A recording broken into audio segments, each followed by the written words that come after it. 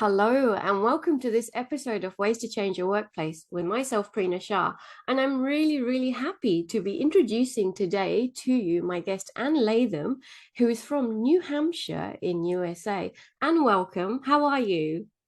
Thank you, Prina. I'm great. I'm so happy to be talking to you. This is going to be fun. Same. Well, today I am talking with Anne about the power of clarity for your culture and have a little bit of an introduction to all things Anne. So bear with me, Anne. And I'm really pleased to have you today. And for our audience, Ann Latham is known widely as the Queen of Clarity. Anne is the author of the book, The Power of Clarity. For those who are watching on YouTube, she's got her books behind her, beautiful blue cover. And we're going to be discussing all things the power of clarity for your organizational culture today. Anne's previous books are The Clarity Papers and Uncommon Meetings. And drumroll, she actually has another book coming out soon called The Disconnect Principle, which is out in November, I believe, Anne, isn't it? Yes. Anne's advice has appeared in publications such as the New York Times, Bloomberg, Management Today, and Anne is an expert blogger also for Forbes and also guest lectures at the University of Massachusetts in the School of Management. And welcome. Lovely to have you with us today. Thank you. And I want to kick off with a few things. So I've been researching all things Anne. I love researching my audience. And Anne, you say that process improvements to date, especially lean thinking, have focused almost exclusively on physical processes that move physical objects and have mostly ignored the cognitive zone, where cognitive processes are needed to move cognitive objects. Examples: ideas, decisions, plans, and commitments. And which is where knowledge workers, so many knowledge workers, managers, and executives, cognitive workers, spend all of their time. And can you tell us a little bit more about that in relation to the power of clarity? I've launched straight into it, Anne.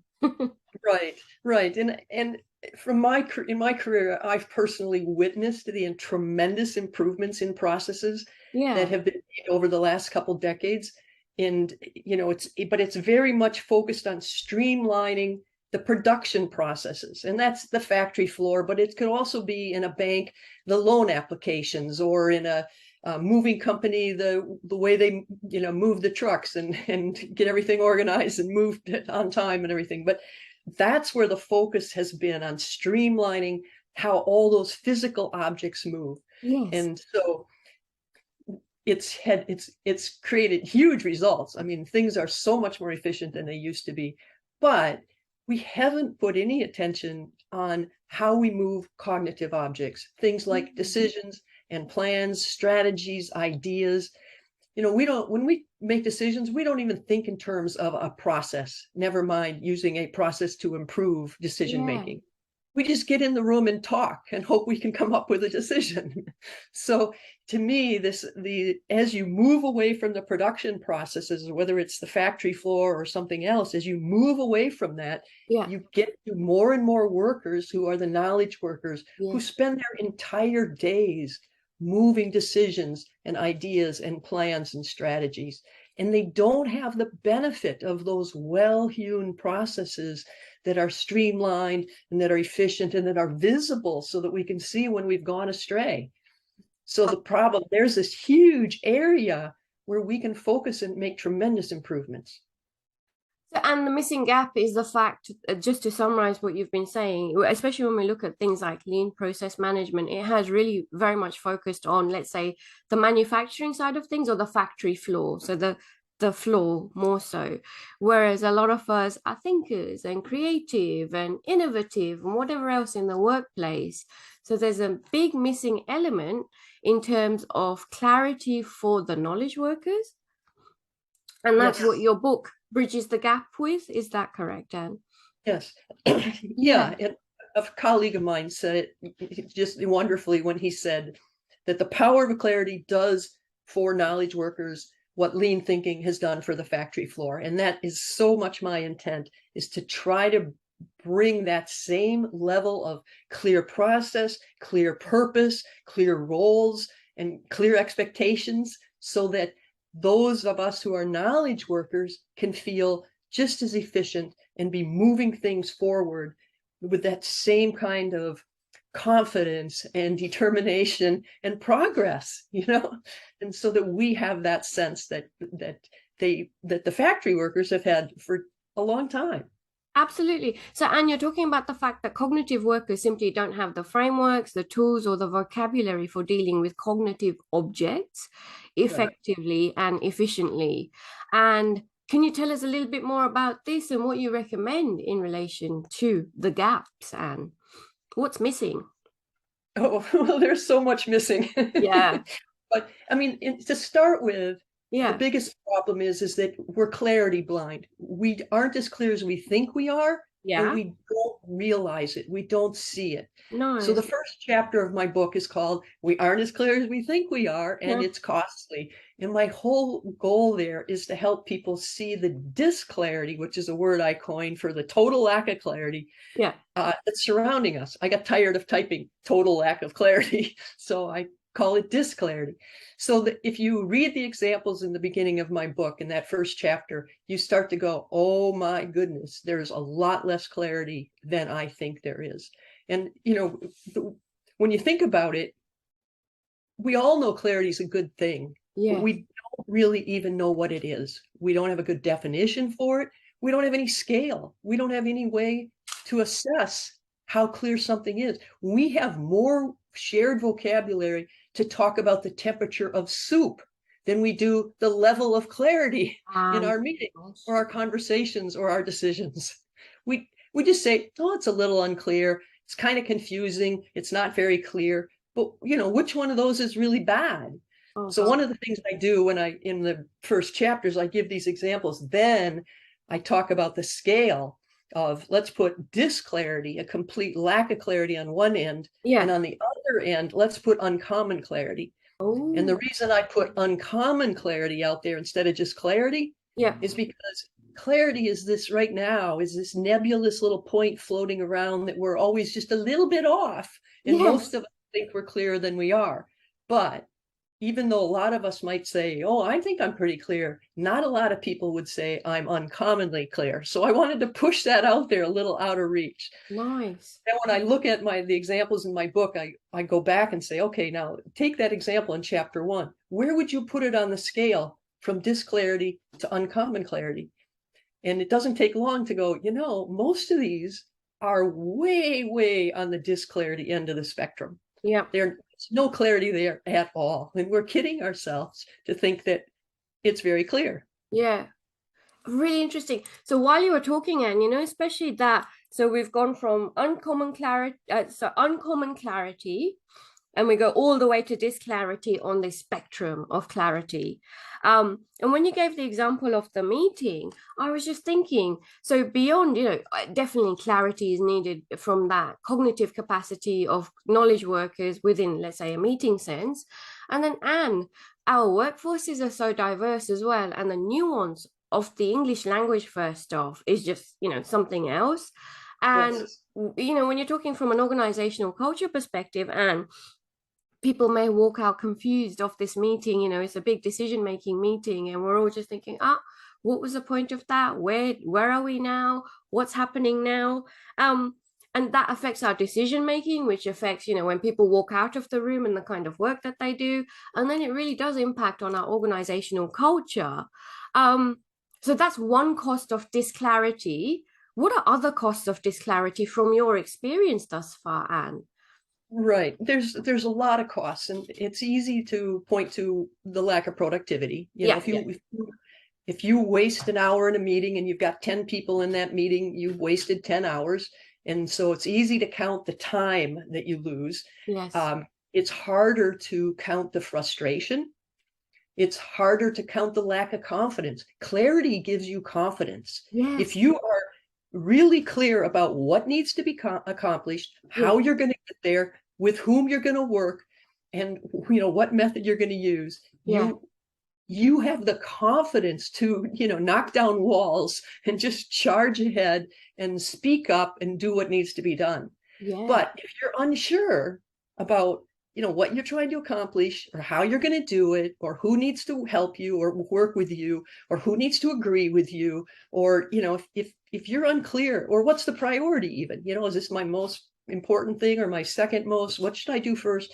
All of those things inject uncertainty and make us feel less confident.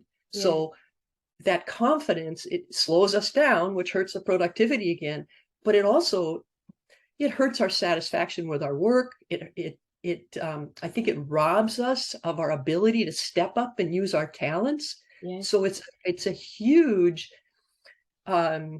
waste of our talents and our energy and our enthusiasm if you erode it with disclarity. Completely so, Anne. And with the kind of work that I do, I see this in organizational cultures a lot, just this clarity, as I'm going to use your language. And can I ask, do you have any examples or thoughts as to why we are not wired for clarity? Yeah, I don't know why we're not, but I can tell you how we're not. How's Okay, that? let's do So, that. so one of the things that we seem to be we're so eager to jump in and help, so we like to help people.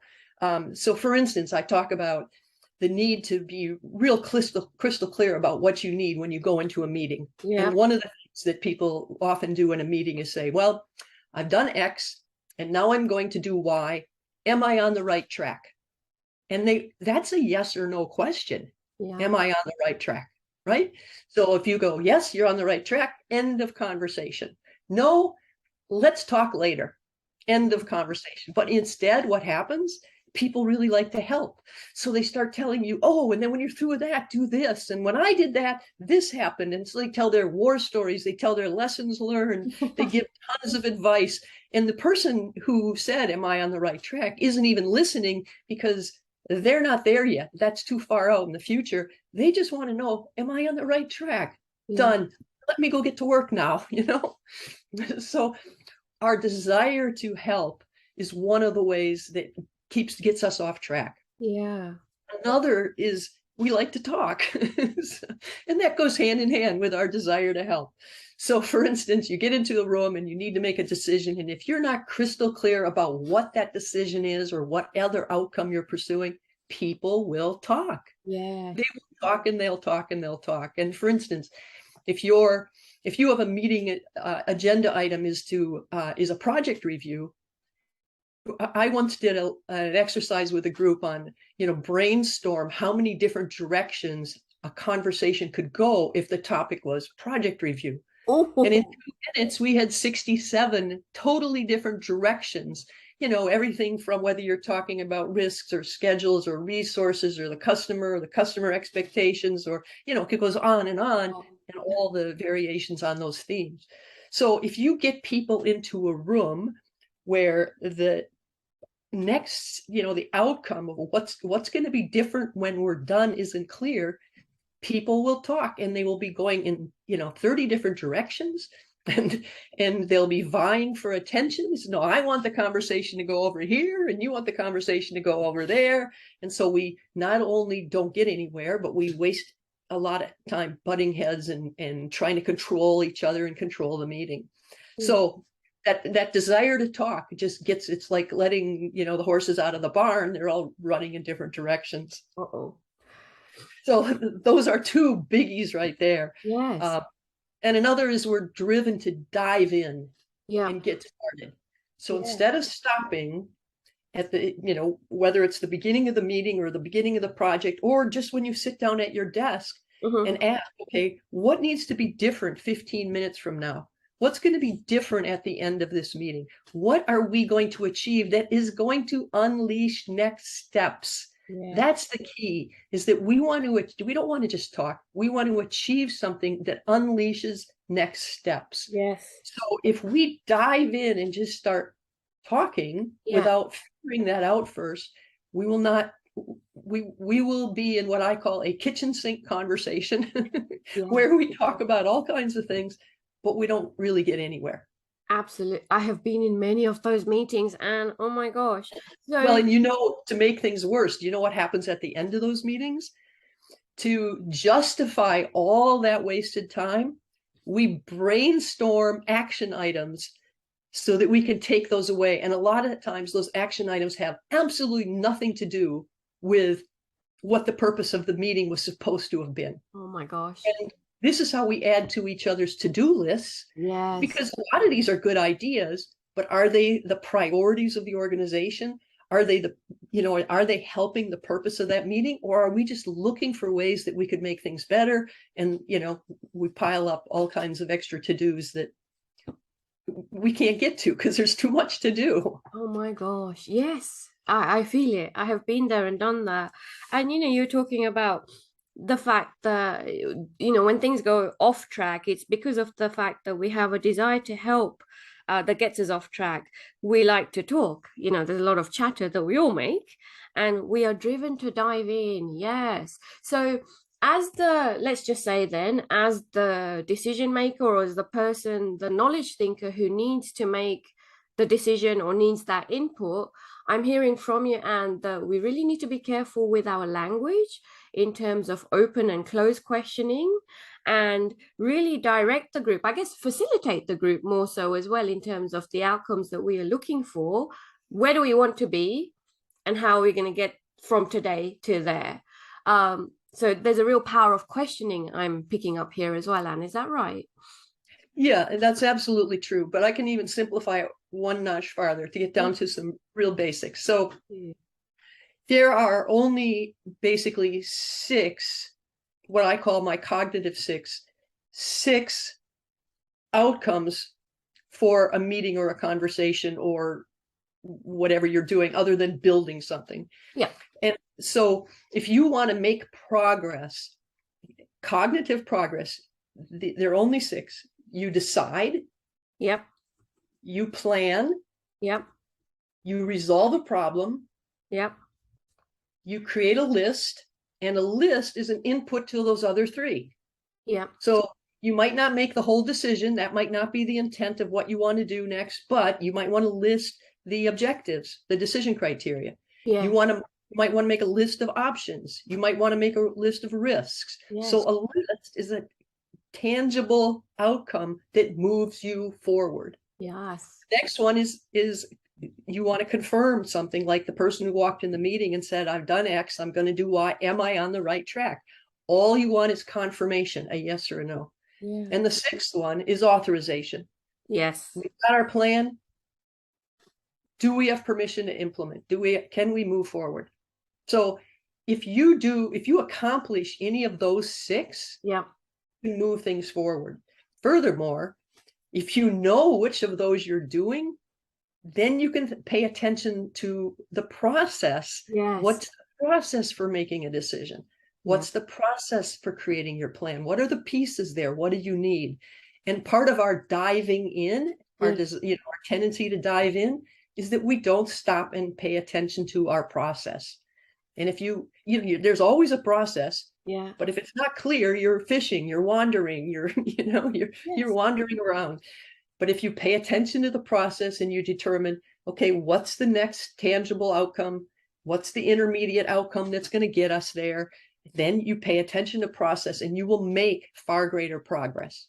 When I facilitate groups, Yeah. they are usually stunned by how much discernible progress there is in a very short time, because I'm always working toward, what's the list of questions we have to answer?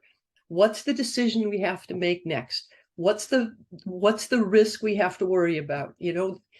What are the critical success factors for this project? I'm always working towards a very specific, tangible outcome that everyone can understand. And because we're all understanding that, we're on the same page. Yes. All our collective brain power is directed at the same thing, instead of, when there's a lack of clarity, when our brains are kind of fighting each other to drag one another in different directions. This is gold, Anne. Oh my gosh. It is. It's huge. It's massive. As you were talking, I was just thinking in those messy meetings that I have been in, and that just go on forever, and people just fill the void for an hour, And then at the end, like you say, people scurry around to think, oh, okay, what do we have to do now? Versus using Anne's potential 6 outcomes, depending on what you want.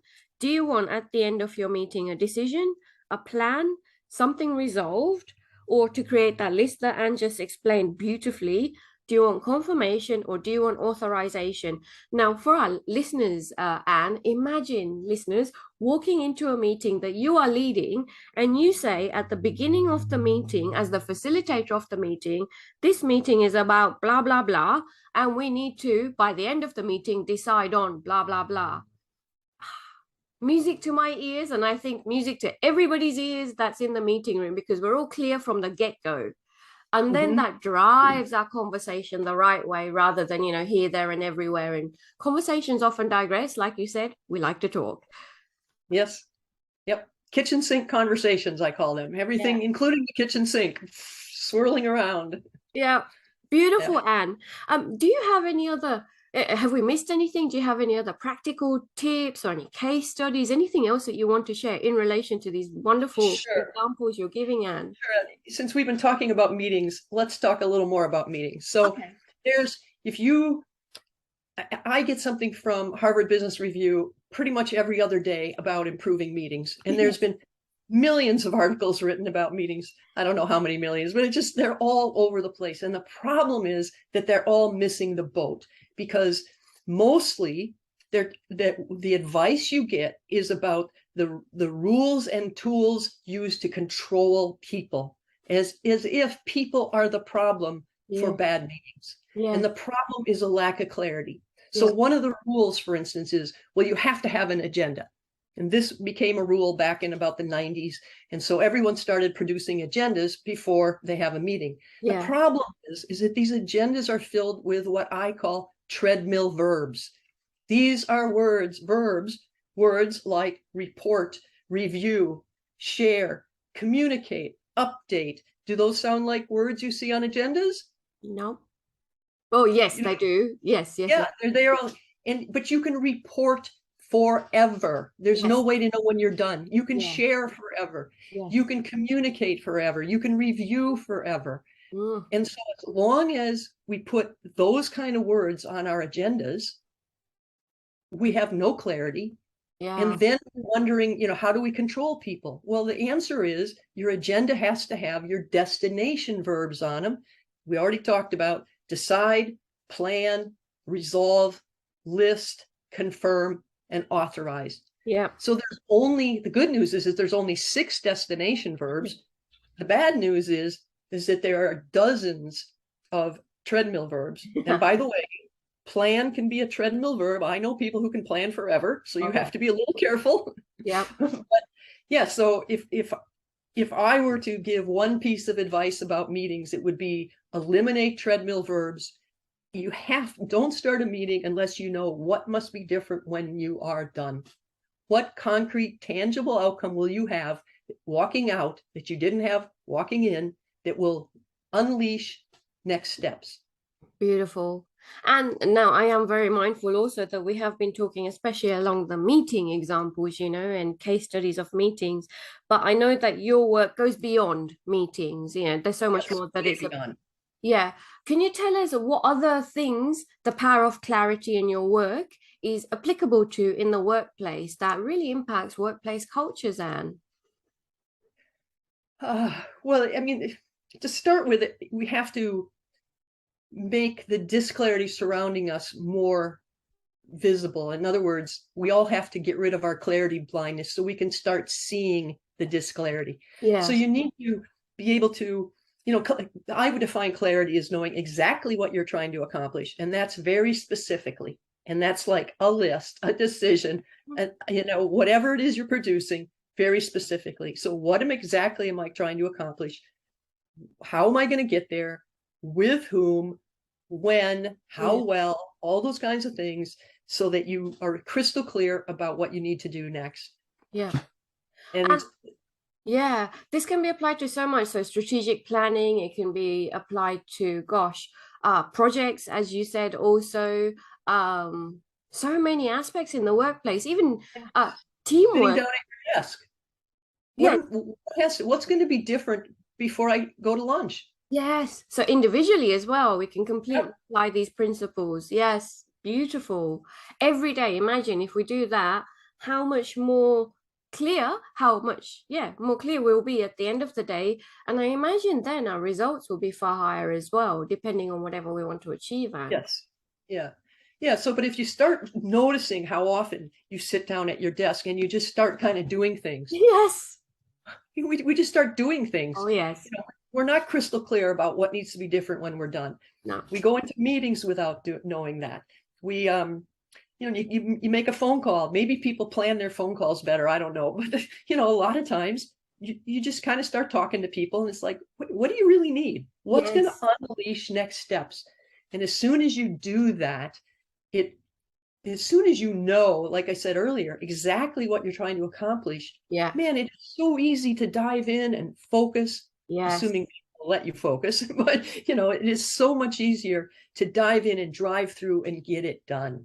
100%. And you're very right. And when you were talking, it just gave me an example of phone calls. I remember, so when I used to work in corporate days and my background's in human resources, and a lot of the stuff that human resources make phone calls about is people issues, and they're really important issues, and you can't miss anything. So I remember before a phone call, I just used to have a bit of a script ready as to the outcome that I want, the advice that I have to give, the knowledge that the manager needs to know about, and the actions that they or we need to take collectively. I just needed to have my stuff together because it was a really Right. important conversation.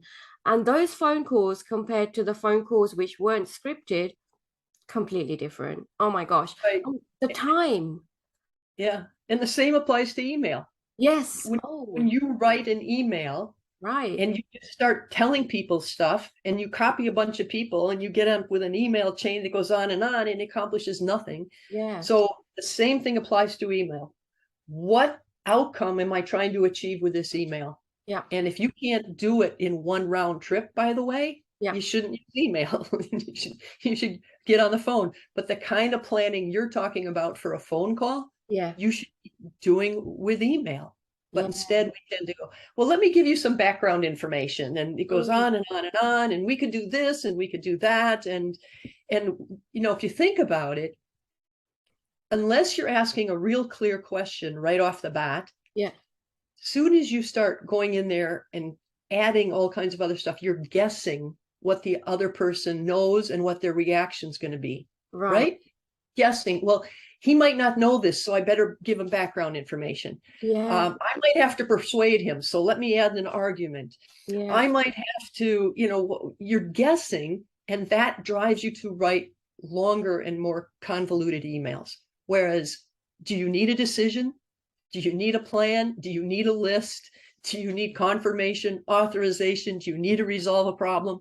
If you're clear about that, then one, is email the right vehicle? Yeah. And two, how specifically, what specifically do you want and how are you going to get there? Boom. And making assumptions is what we're talking about. And that just takes away all of my confidence versus what you said earlier, clarity gives you confidence. That line is going to stay with me forever, Yes. Anne. That is going to stay with me. You have shared loads and loads of practical tips, Anne. And from an organizational culture perspective, I really see how uh, this clarity just completely impacts organizational culture on so many levels, in decision making, in communication. And when there's miscommunication, conflict arises. That's when things really start to go wrong. Well, and I can give you another example that I talk about in the book, that where a woman wrote me and she said, how can I think faster on my feet? Yeah. And so I wrote back and we had a good conversation, and I asked her, you know, are there examples of times when you do feel like you think quickly on your feet? Well, she was in the medical field, I think some kind of nurse, I can't remember exactly, in a hospital, and the big wigs would come down into her wing of the hospital and they would ask her a ridiculously vague question like, how's it going? And she would feel like she's got to come up with an intelligent answer to, make good use of their time or impress them or whatever. But Yeah. it's a totally ridiculous question. But the problem with that is that instead of her recognizing that their question was ridiculously vague, instead she's feeling inadequate. She doesn't think she can think quickly on her feet. She's contacting me to say, how do I do this? And I write back and say, well, that was a dumb question. But no, you have to clarify that. So what would you like to know? What Yes. do you need? What information specifically do Yes. you need? Because, it's like asking someone, how are you? And then it's just a greeting. But if Yeah. you are in control, in command, a high up person in an organization, and you ask vague questions, Mm, that ambiguity makes your people often feel inadequate. Think yes. of how destructive that is, especially if you have cultural issues on top of that, or gender issues, or whatever else is going on. Yeah. And it's not fair to people. It's not. Clarity is fair. Yeah, yes, clarity is fair. And you make some, again, really good points. So I talk to the concept of positional power. And, the higher you are up the ladder, up the chain, the more positional power you have. Yes. And people often forget that, you walk around, and if you are coming from a clear perspective, then my gosh, the impact on your people is awful because from your example, the emotional turmoil that happens, Yeah. um it's too much, and that wasted energy then is the result of it, and it just throws people awry, really. um Yeah. and while you were talking, the other thing I was thinking about as well is the clearer that we are, the better we connect with others also, and that's what Yes. you want. Because as soon as you create any kind of ambiguity there, you risk the other person going off uh, and doing the wrong thing, Yep. or not making it a priority, or whatever, that you create this disconnect, which is what my next book is about. But you don't give them a fair shot at being able to satisfy your needs. That's And it. so, yeah, And and that's so it wastes time, and it puts them in a bad situation. And other thing, even if 100%. they want to stop and say, wait a minute, I don't think that's clear, when you help me out, they feel like they're going to insult you. They might be worried about speaking up. Yeah. But if you're clear, what needs to be different when we're done. Yeah. Then yeah, we know where we all are. The disclarity, and I've seen also from the work that I do with supporting my clients, especially from the poor organizational culture perspective, disclarity results often in gossip within the workplace as well, because there's a void. I'll make something up to fill that void. And then comes, the whispers, and then, yeah, the message is just diluted by the time it gets to the, end person's ears. That's all too common as well, Anne, unfortunately. Absolutely. And Yeah. Clarity is all good. oh, completely, completely. I'm with you. And we have talked a lot, and you've shared some wonderful examples with us. And clarity gives you confidence. Everybody, remember that. But I have one question for you, Anne. If I was to give you a magic wand, what is one way that you, Ann Latham, would change the way of the workplace? Well, in relation to the power of clarity and what we've been talking about, I, Anything? I would eliminate that clarity blindness, Yeah. so that we would all be in a position to say quickly and upfront, wait a minute, that's not clear enough. What specifically, can you be more specific?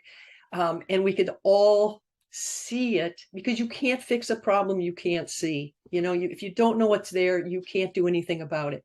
But if we could all start seeing the lack of clarity, then we could stop, and we could get more specific, and we could pay attention to process, and we could make it so people know exactly what they're trying to accomplish, how and with whom, so that everyone feels more confident, more productive, more successful, and more satisfied. Beautiful. Imagine being on the same page. Yes. Yeah, imagine. And thank you so much for your time. It's been a pleasure. Thank you. It's been great talking to you. I appreciate it.